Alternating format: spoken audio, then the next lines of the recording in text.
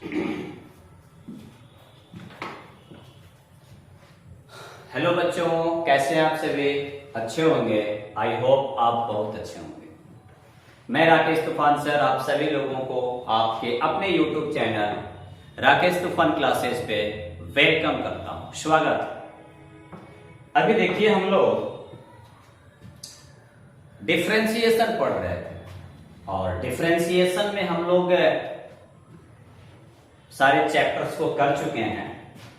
Second derivative तक हम लोग जा चुके हैं, उसके क्वेश्चंस को भी हम लोग बना चुके हैं। अब मैथमेटिक्स का काफी लाजवाब चैप्टर, काफी जबरदस्त चैप्टर और सबसे हल्का चैप्टर आज मैं स्टार्ट करने वाला हूं। काफी जबरदस्त है। जो छठा चैप्टर है, application of derivative. Application of derivative, अवकलन का अनुप्रयोग। ऐसे दिमाग में भरम रहता है कि बड़ी भारी टॉपिक है। ऐसे कैलकुलस को भी तो लोग बड़ी भारी मानते हैं, लेकिन आप पढ़े हैं और आपको पता है कि भारी नहीं है। अगर अच्छा से मेंटेन किया जाए तो काफी जबरदस्त है और ये चैप्टर अपने आप में काफी लाजवाब है। और उसमें भी यह एप्लीकेशन ऑफ डेरिवेटिव जो है ना, यह हुआ है कि बड़ी भारी है, बड़ी भारी है, बट मर्दे थोड़ा भी भारी नहीं है। आप टकाटक नजर लगा करके देखते रहिए और वीडियो को एस्केप ना करें। अगर अच्छा लगे तो एक लाइक जरूर कर देंगे लास्ट में। अच्छा लगे तो, नहीं तो कोई बात नहीं है बाबू, आप अपने मन के राजा हो। और शेयर भी कर देंगे, सब्सक्राइब भी कर देंगे और घंटा भी दबा देंगे। चलिए तो मैं स्टार्ट करता हूं बिना टाइम लिए हुए। और यह जो हवा फैला हुआ है कि बहुत भारी है, बहुत भारी है, एप्लीकेशन ऑफ डेरिवेटिव बहुत भारी है, लेकिन आज के बाद से आप लोग कहेंगे कि सबसे हल्का टॉपिक है application of derivative.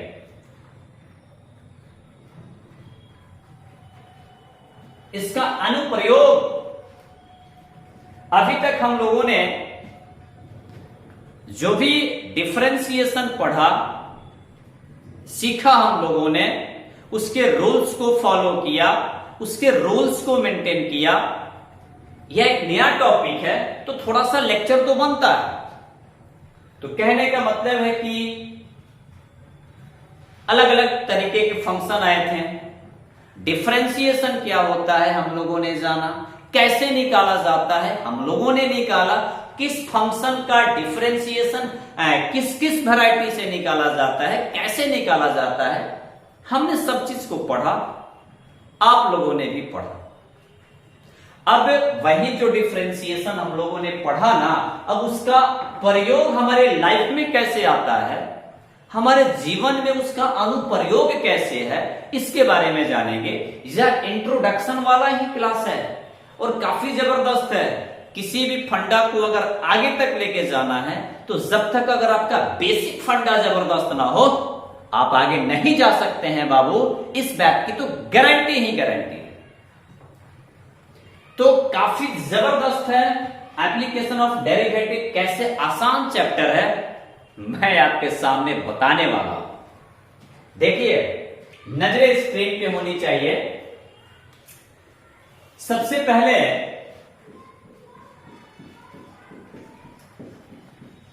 Application of derivative.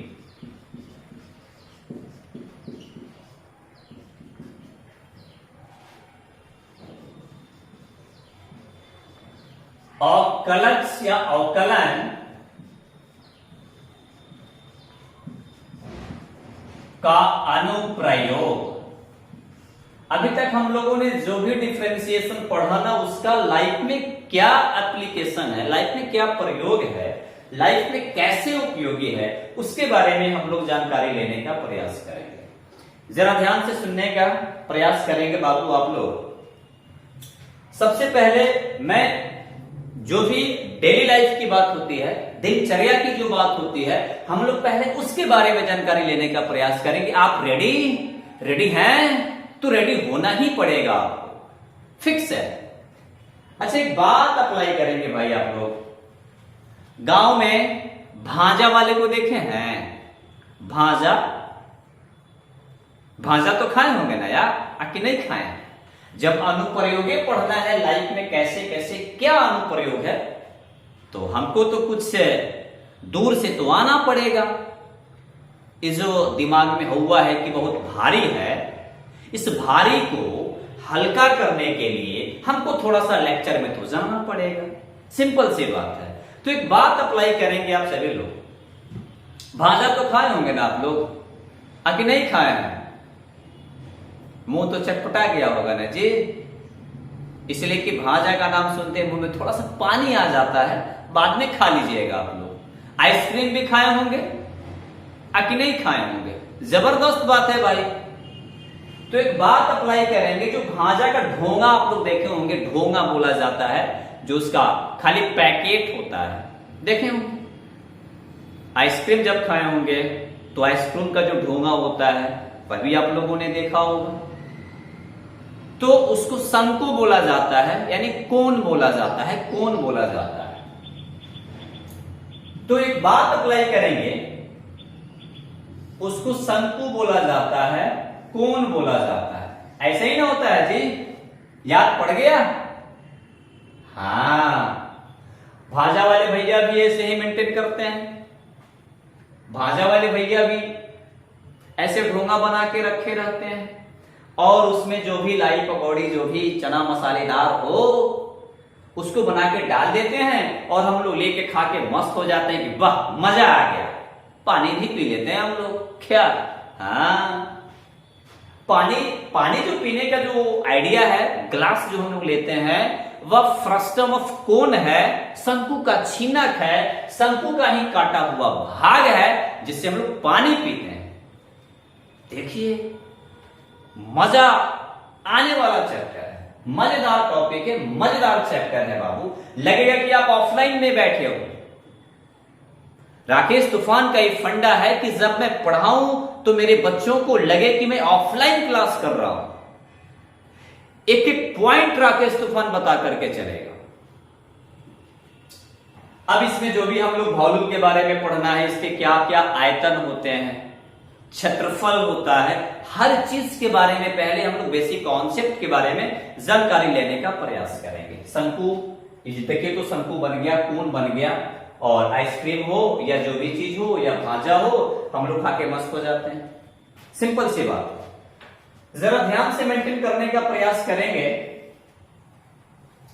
आप लोग वर्ग का नाम सुने होंगे, जिसको स्क्वायर बोला जाता है। रेक्टेंगल का नाम सुने होंगे, जिसे आयत बोला जाता है। गोला का नाम सुने होंगे, जिसे स्फीयर कहा जाता है। बेलन का नाम सुने होंगे, जिसे सिलेंडर बोला जाता है। आता है ना? इन सारे फंडामेंटल एज लाइक। एक बात याद रखो बाबू, आप 9-10 में मेंसुरेशन पढ़े हैं ना, क्षेत्रमिति जिसको बोला जाता है, तो वही सारे फॉर्मूले दिमाग में होनी चाहिए।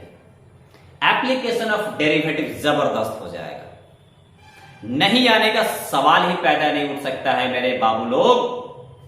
मजेदार चैप्टर है और लाजवाब टॉपिक है। तो यही तो काम करना है। थोड़ा सा इंट्रोडक्शन है इसमें, टेंशन नहीं लेना है, लेकिन यही सारा इंट्रोडक्शन जब मिल जाएगा तो आप काफी जबरदस्त तरीका से आप बना सकते हैं, आप मेंटेन कर सकते हैं। टेंशन नहीं लेना है। तो एक बात मैं अप्लाई करूं,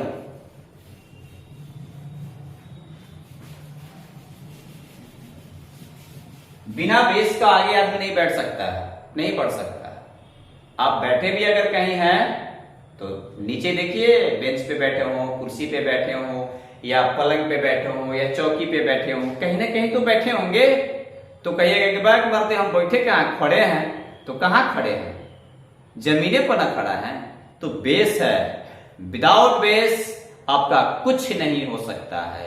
उसी प्रकार ये जो छठा चैप्टर है, जब तक इसको पूरा हिला डुला नहीं दिया जाए तब तक इस ससुरा बारी का बारी ही रहेगा। हमको हल्का ना करना है जी। चलो, तो सबसे पहले अब बहुत पहले से जानते हैं आयत यानी रेक्टेंगल, जो भी सारा होता है आपको पता है कि यह आयत है, रेक्टेंगल है, कोई दिक्कत नहीं है। लेंथ यानी लंबाई है, बी यानी चौड़ाई है। तो आप इसका क्षेत्रफल जब आपसे अगर पूछा जाता है, क्षेत्रफल को एरिया कहा जाता है और एरिया को शॉर्ट में ए लिखा जाता है, तो आपको आता है एल इंटू बी, लंबाई गुना चौड़ाई, ऐसा आना चाहिए। आखिर नहीं आता है। इसका बहुत सारे फंडा है। यह हमारा आयत है यानी रेक्टेंगल, इसको दिमाग में रखना है। रेक्टेंगल बोला जाता है, इंग्लिश में रेक्टेंगल कहा जाता है। अब ये भी सारा प्रक्रिया है, बहुत सारा फॉर्मूला आपको आता है, ऐसा नहीं कि आपको नहीं आता है। जैसे अगर आप वर्ग ले लिया जाए, स्क्वायर ले लिया जाए, स्क्वायर ले लिया जाए तो इसके चारों साइड्स जो होते हैं इक्वल होते हैं, बराबर होते हैं। अगर इसको ए मान लिया जाए भुजा को, तो सब ए ही होगा। इसका भी अगर एरिया निकाला जाए, अगर क्षेत्रफल निकाला जाए, तो भुजा स्क्वायर होता है, साइड का स्क्वायर होता है, यानी ए का स्क्वायर होता है। कुछ कुछ याद पढ़ रहा होगा, 9th क्लास वाली बात, 10th क्लास वाली बात, बहुत सारे फॉर्मूला आप लोगों ने जो सीखा ना, पृष्ठीय क्षेत्रफल एवं आयतन 10वां क्लास में आप लोगों ने पढ़ा होगा। एनसीईआरटी का 13वां चैप्टर है, 13th चैप्टर है एनसीईआरटी का। चाहे आप 9th क्लास में पढ़े हो या 10th क्लास में पढ़े हो, इस बात को याद रखना है। पृष्ठीय क्षेत्रफल, सरफेस एरिया एंड आयतन, तो सरफेस एरिया एंड वॉल्यूम, उसी में जो भी सारे फार्मूला आप लोगों ने पढ़ा उसको मेंटेन करेंगे, इस बात को याद रखना है। 1 मिनट बाबू लोग, हेलो अपना, हाँ बारिश तो छूट गया है, ऐसे अभी टाइम है ना, आधा घंटा टाइम है। ठीक है ठीक है ठीक है ठीक है।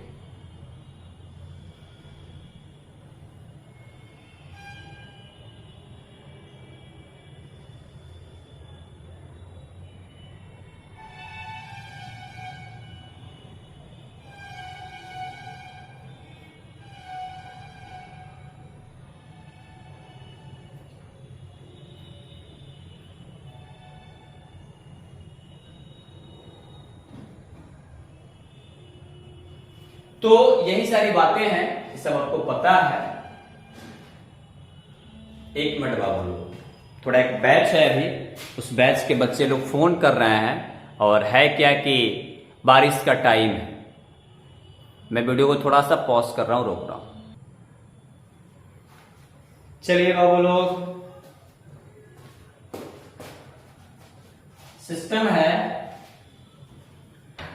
तो यहां तक हम लोग आ चुके हैं। जरा ध्यान से देखने का प्रयास करेंगे। वर्ग का जो क्षेत्रफल है, एरिया है, भुजा स्क्वायर होता है, तो आप ए का स्क्वायर कर। अच्छा, वर्ग का परिमाप भी जानते हैं, पेरीमीटर जानते हैं, P = 4 × 1 साइड, 4 गुना 1 भुजा होता है, तो 4 गुना 1 भुजा, A = 4A। जैसे रेक्टेंगल है, आयत है, इसका भी परिमाप आपको पता है, पेरीमीटर आपको पता है, 2 × L + B, 2 × लंबाई प्लस चौड़ाई, तो यानी L + B। तो एक बात अप्लाई करेंगे, इस सारे फंडा को पहले से भी आप जानते हैं, ऐसा नहीं कि नहीं जानते हैं, इस बात को भी अप्लाई करेंगे आप लोग। आप लोग स्क्रीनशॉट ले लीजिएगा, स्क्रीनशॉट ले लीजिएगा।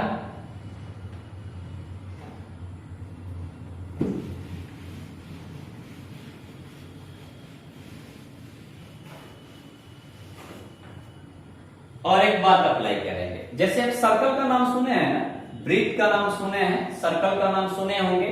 इसमें एक सेंटर होता है और इस सरकमफ्रेंस से परिधि है, और ई जो हमारा लेंथ हो गया, इसको रेडियस कहा जाता है, त्रिज्या बोला जाता है, केंद्र है और परिधि के बीच का जो दूरी है, सेंटर है, इस सरकमफेरेंस है, इसके बीच का जो डिस्टेंस है उसको रेडियस कहा जाता है, उसको त्रिज्या बोला जाता है और आर से डिनोट किया जाता है।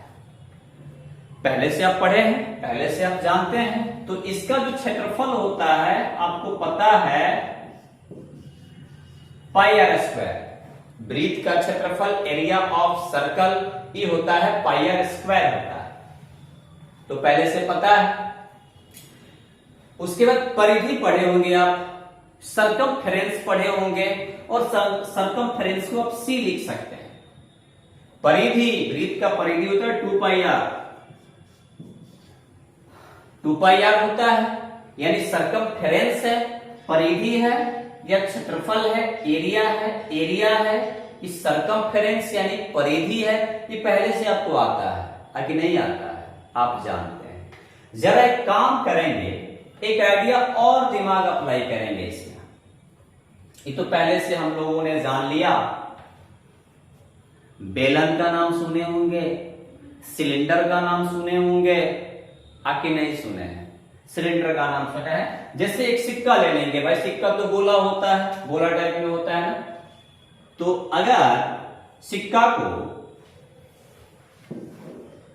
को अगर ऐसे रख दिया, इसके ऊपर भी एक सिक्का रख दिया, एक सिक्का रख दिया, एक सिक्का रख दिया, एक सिक्का रख दिया, एक सिक्का रख दिया, और ऐसे आप देखेंगे ना तो देखिए ये एक बेलन टाइप में हो गया। बहुत सारे सिक्का को जब एक के ऊपर एक के ऊपर एक के ऊपर एक के ऊपर एक जब रखिएगा तो एक बेलन बन जाएगा, यानी सिलेंडर बन जाएगा। और इस सर्किल है तो आपको पता होना चाहिए कि सर्कल जो होता है ना पाई आर स्क्वायर होता है, इसका जो एरिया होता है, इसका जो क्षेत्रफल होता है पाई आर स्क्वायर होता है। और ये बहुत सारे सर्किल है ना इसमें, तो यहां से लेकर यहां तक कुछ ऊंचाई है ना, हाइट है ना, तो इसको ऊंचाई मान लीजिए। तो अभी बेलन बन गया, सिलेंडर बन गया, और इसका जो वॉल्यूम देखना है हमको, भी देखना है, वॉल्यूम देखना है, इसका वॉल्यूम देखना है, तो पाई आर स्क्वायर तो है और एक से इंटू कर दीजिए। तो यह बेलन का आयतन हो गया, बेलन का आयतन हो गया। इस बात को अप्लाई करेंगे, पाई आर स्क्वायर एच होता है, देख लीजिए सामने, पाई आर स्क्वायर एच होता है, पाई आर स्क्वायर एच होता है, बेलन का आयतन, सिलेंडर का volume, pi r square h होता है। ये सब दिमाग में होना चाहिए, सारे फार्मूला आपके पास है। आप थोड़ा सा दिमाग का जो बत्ती है ना उसे जलाने का प्रयास करो, उसे जलाइए, बहुत इंटरेस्ट आएगा, मजा आएगा इस चैप्टर में। बहुत सारे दिमाग में मैं खोलने वाला हूं, घबराना नहीं है, टेंशन नहीं लेना है, इस बात को अप्लाई करना है। ये सारा फंडा आपके पास है, हर फंडा आपके पास है, ऐसा नहीं कि नहीं है। इस बात को भी अप्लाई करेंगे।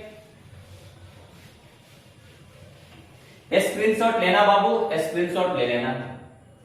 अच्छा एक बात अप्लाई करेंगे, शंकु है, आपको पता है ये जो शंकु है, कोण, इसको कोण बोला जाता है। शंकु जो होता है ना, इसको कोण बोला जाता है, ठीक है। और इसका जो वॉल्यूम होता है 1/3 पाई आर स्क्वायर एच होता है। शंकु का जो आयतन होता है, शंकु यानी कोण का जो वॉल्यूम होगा 1/3 पाई आर स्क्वायर एच। यह बट्टा के बीच में है, बट्टा के बीच में है, तो यह ऊपर वाले के साथ कनेक्ट है। आप इसको ऐसे भी लिख सकते हैं बाबू, पाई आर स्क्वायर एच अपॉन 3। देखिए दिमाग की घुंडी को बढ़ाना है, दिमाग को लगाना है, इसी में कुछ खुरपाती दिमाग लगाना है, आप काफी अच्छे लेवल पे पहुंच जाइएगा। तो pi r square h by 3, pi r square h by 3, ठीक है। इसको दिमाग में अप्लाई करेंगे, कोई दिक्कत? तो जरा सा मेंटेन करेंगे। अच्छा फिर एक बात मैं आपसे कहना चाहता हूं, जरा यहां देखेंगे, एक काम करेंगे, जैसे यहां एक मैं बेलन बना,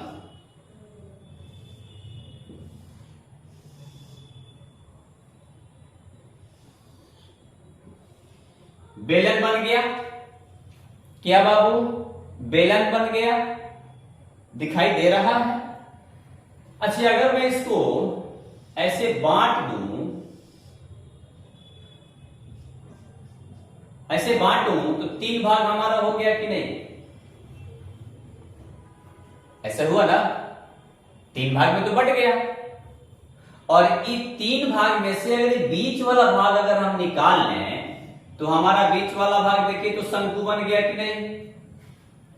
अब पूरा बेलन का जो आयतन होता है सामने देखिए पाई आर स्क्वायर एच होता है। बेलन का जो आयतन होता है वह बाबू होगा पाई आर स्क्वायर एच। और एक तीसरा हिस्सा है ना, तो इसमें हम 3 से डिवाइड कर दिया। ये वॉल्यूम है, आयतन है, या आप इसी को लिख सकते हैं 1/3 पाई आर स्क्वायर एच। अच्छा, एक बात अप्लाई करेंगे, सारा फंडा मैं इसलिए दिखा दे रहा हूं इसलिए कि थोड़ा सा इसमें टर्निंग पॉइंट आ जाए, पुरानी बात जो बीत चुकी है वह तरोताजा हो जाए। एप्लीकेशन ऑफ डेरिवेटिव में सबकी आवश्यकता है, इस सबकी आवश्यकता है। इस बात को अप्लाई करेंगे। आप स्क्रीनशॉट ले लेना बाबू।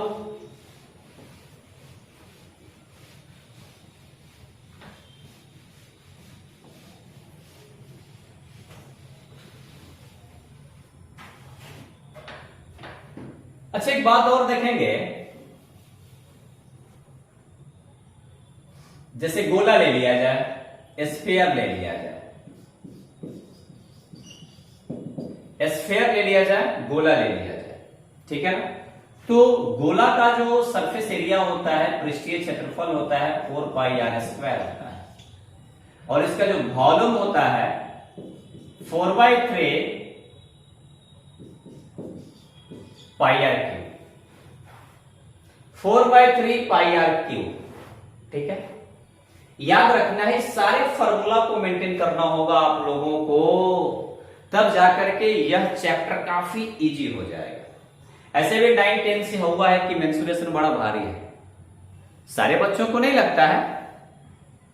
कुछ बच्चे बोलते हैं कि मजा भी आता है मेंसुरेशन में, और बहुत बच्चे बोलते हैं कि मेंसुरेशन तो भाई चाट है। सही में चाट है, मसालेदार चाट है, उसको चाट की तरह बना करके खाओ, मजा आएगा। मेंसुरेशन में भी, वह भी सबसे हल्का टॉपिक है, इस बात को भी याद रखिए आप लोग, आपको बेनिफिट होगा। सोच पहले डेवलप करना है, जैसा सोच वैसा फल आपको मिलेगा, सिंपल सी बात है। तो एक बात अप्लाई करना है, मैं आपके सामने गोला बना रहा हूं, स्फीयर बना रहा हूं, आप कोण ले लो भाई, कोण, कोण ले लो। एक कोण हो गया,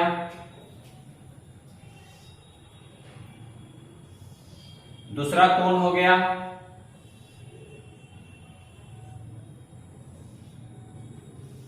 चौथा कोण। देखो तो भाई स्फीयर बन गया, गोला बन गया। 4 को हमने कोण ले लिया, 4 कोण ले लिया तो हमारा स्फीयर बन गया। 4 कोण ले लिया तो हमारा स्फीयर बन गया, 4 कोण ले लिया तो हमारा स्फीयर बन गया। अच्छा, आपको पता है एक कोण का जो वॉल्यूम होता है 1/3 पाई आर स्क्वायर एच होता है। 1/3 पाई आर स्क्वायर एच, और इसमें तो 4 गुना कोण है जी, तो कितना से मल्टीप्लाई करेंगे? 4 से मल्टीप्लाई करेंगे। दिमाग लगाना है यहां पर। तो आप कहेंगे बाबू कि गोला जो है ना सर, गोला में ऊंचाई नहीं होता है, गोला में ऊंचाई नहीं होता है, तो यहां एच का तो काम करना पड़ेगा। तो इसमें जो फंडा आपका दिखाई दे रहा है, ये तो हमारा रेडियस है, यही ऊंचाई है, ये रेडियस है, त्रिज्या है तो आप इसके जगह त्रिज्या लिख सकते हैं, तो हो जाएगा 4/3 इंटू हो जाएगा ना, 4 में 1/3 से गुना होगा 4/3 पाई आर स्क्वायर, बीच में इंटू है, एच की जगह आर हो जाएगा। अब देख लीजिए तो आपका हो जाएगा बाबू 4/3 पाई आर क्यू। आया, मजा आया। तो इजा बाबू हो गया स्फीयर का वॉल्यूम, यानी क्या हो गया, गोला का आयतन हो गया। जरा इसको मेंटेन करेंगे, स्क्रीनशॉट ले लेंगे बाबू।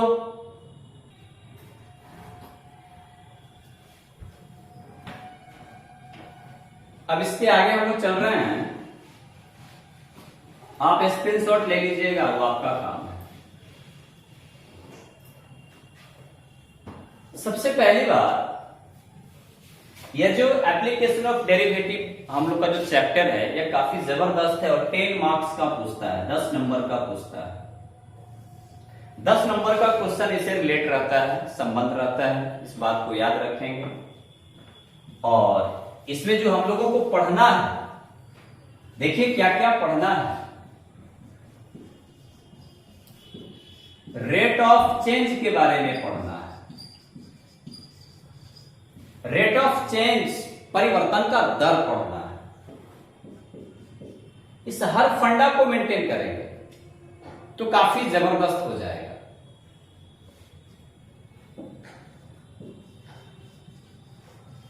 इंक्रीजिंग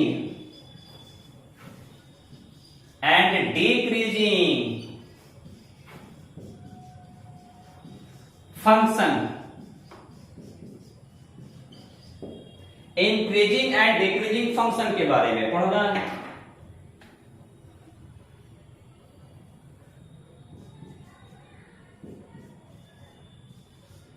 टेंजेंट एंड नॉर्मल, उसके बाद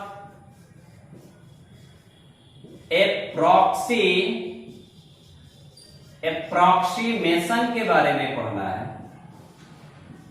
और लास्ट में एक मिलेगा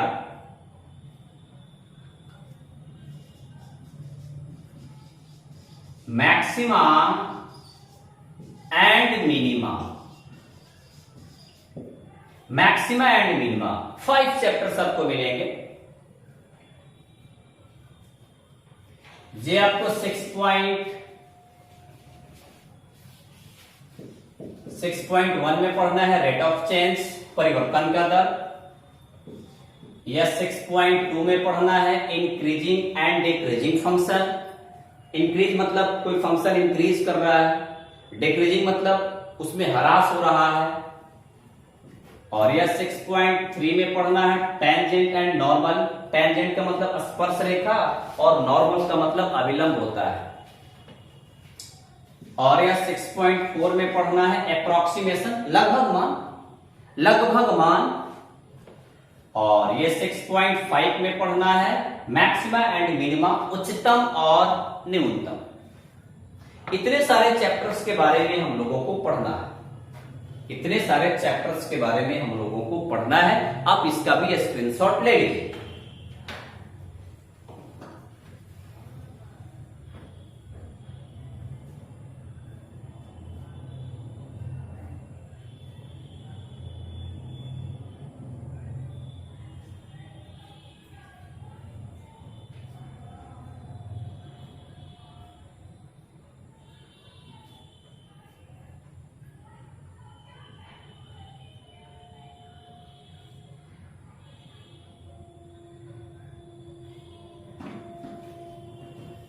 हो गया, चलिए।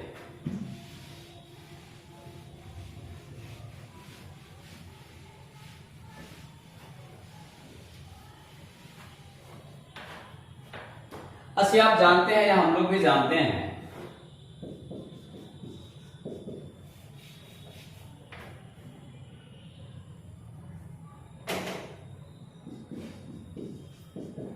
डीवाई बाई जो डीएक्स होता है, y का डी सी एक्स के रेस्पेक्ट में बात याद आ रहा है ना। आप इसको लिख सकते हैं dy बाई डी टी और इसको लिख सकते हैं dx बाई dt। ऐसा कुछ दिमाग में आ रहा है, आप लिख सकते हो। फाइनली dy बाई dx को आप लिख सकते हो, यह टाइम है, याद रखेंगे। तो यहां पर होगा rate of change of y with respect to time यानी t। Rate of change of y with respect to t। आप नीचे वाले को लिखेंगे rate of change of x, rate of change of x with respect to t। माने y में परिवर्तन का दर t के सापेक्ष, x का परिवर्तन का दर t के सापेक्ष। मतलब हम लोग को जो पहला चैप्टर पढ़ना है ना, वो रेट ऑफ चेंज के ही बारे में पढ़ना है, परिवर्तन का दर ही पढ़ना है, कैसे उसको निकाला जाएगा उसको मेंटेन करना है, हर वैरायटी को मेंटेन करना है। जैसे एक बात अप्लाई करेंगे, आप लोग एरिया लिखते हैं, एरिया वाला जो फंडा होता है उसका यूनिट यानी जो मात्रक अगर सेंटीमीटर है तो बाबू सेंटीमीटर का स्क्वायर करते हैं, बात याद आ रहा है। अगर केवल मीटर है तो बाबू मीटर का स्क्वायर किया जाता है एरिया में, क्षेत्रफल में। जब भी क्षेत्रफल किसी चीज का लिखा जाता है तो स्क्वायर किया जाता है, जो यूनिट होता है, जो मात्रक होता है उसका स्क्वायर करना पड़ता है, स्क्वायर किया जाता है। उसी प्रकार अगर वॉल्यूम लिखना होता है, वॉल्यूम अगर लिखना है, आयतन लिखना है, यूनिट यानी मात्रक सेंटीमीटर है तो केवल सेंटीमीटर लिखेंगे और पावर 3 लिख देंगे, जिसको घन सेंटीमीटर कहा जाता है। चलेंगे, अगर मीटर है तो मीटर क्यूब लिख देंगे, यह दिमाग में होनी चाहिए। तो जैसे जो लेंथ होता है, दूरी अगर मेंटेन करना है दूरी के बारे में, तो सेंटीमीटर है तो खाली सेंटीमीटर लिखेंगे, मीटर है तो मीटर लिखेंगे। कहीं क्षेत्रफल है तो उसके बारे में हम स्क्वायर करेंगे मात्रक का, और उसके बाद कहीं अगर आयतन है तो आयतन को तो भाई आपको पता है कि जो मात्रक होता है उसका पावर 3 किया जाता है। ये सब कुछ कॉमन सेंस रखना है, कुछ दिमाग रखना है। और जब लेंथ को मापेंगे, हम दूरी को मापेंगे, तो जो मात्रक है सेंटीमीटर तो केवल सेंटीमीटर ही होगा, मात्रक अगर मीटर है तो केवल मीटर ही होगा। मैंने एज लाइक यही सारे जो फंडा है इसको दिमाग में रखना है, इसको मेंटेन करना है। स्क्रीनशॉट